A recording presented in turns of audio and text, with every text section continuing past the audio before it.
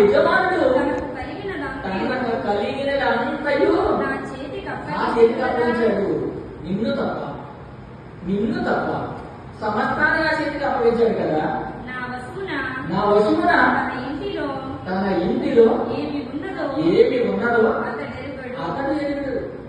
భోజనం తింటాం, పానం చేయడం తప్ప ఏది ఎలా జరుగుతుందో తెలియదు. అంత అధికారం ఎవరు చేసేపించాడు. అలాంటప్పుడు నువ్వు ఎలాంటి పని చేయమంటే నా వల్ల కాదు తల్లి అని ఈ ఇంటిలో నాకంటే పైవాడు ఎవడు లేడు. పై స్థానాన్ని ఇచ్చాడు రాజు. నేను పై స్థానంలో ఉన్నాను, ఇంకెవడో నాకంటే పైవాడు ఎవడో లేడు చెప్తున్నాడు. వివరిస్తున్నాడు, బోధిస్తున్నాడు. ఆ బోధకి ఏమైనా బోధన అర్థం చేసుకుని ఏమైనా మారుతుందేమో అని బోధిస్తున్నాడు యోసేపు. అసలు ఏమి లేదు అతనికి. ఉరి లేదు. గురి తప్పింది. కన్ను వేసి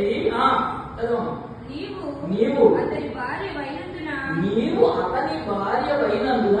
తప్ప నిన్ను తప్ప మరి దేనిని నాకు అప్పగించకుండా లేదు. నిన్ను అప్పగించలేదు నాకు.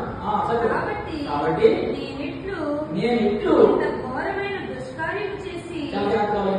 చేసుకోవాలి. ఎంత ఘోరమైన దుష్కార్యము చేసి దేవునికి విరోధముగా పాపము. చూడండి, దేవునికి ఎంత ఘోరమైన దుష్కార్యం చేసి ఎవరికి భయపడుతున్నాడా? రాజు కాదు, రాజు మాట్లాడలేదు అక్కడ.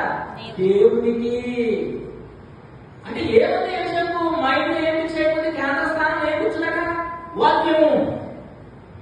అందుచేత సమస్త కల్మషమును వెర్రవెందుచున్న దుష్టత్వమును మాని లోపల నాటబడిన ఆత్మలను రక్షించడానికి శక్తిగా వాక్యము సాత్వికంతో అంగీకరించి అది ఎలా పరుగులు చేస్తుంది. అది కేవలం మూలకలను విభజించినంత మటుకు దూరుచు హృదయం యొక్క తలంపులను ఆలోచనలను పరిశీలిస్తూ ఆ కేంద్ర స్థానంలో కూర్చుని నియంత్రిస్తుంది వాక్యం. నేను ఎట్లు నా దేవునికి విరోధముగా పాపము పట్టుకుందును. ఆజ్ఞ లేని టైంలో అక్షర రూపమైన ఆజ్ఞ లేదు. అప్పటికి 10 కమాండ్మెంట్స్ లేవు. మోషేకి ఇచ్చిన ధర్మశాస్త్రం లేదు.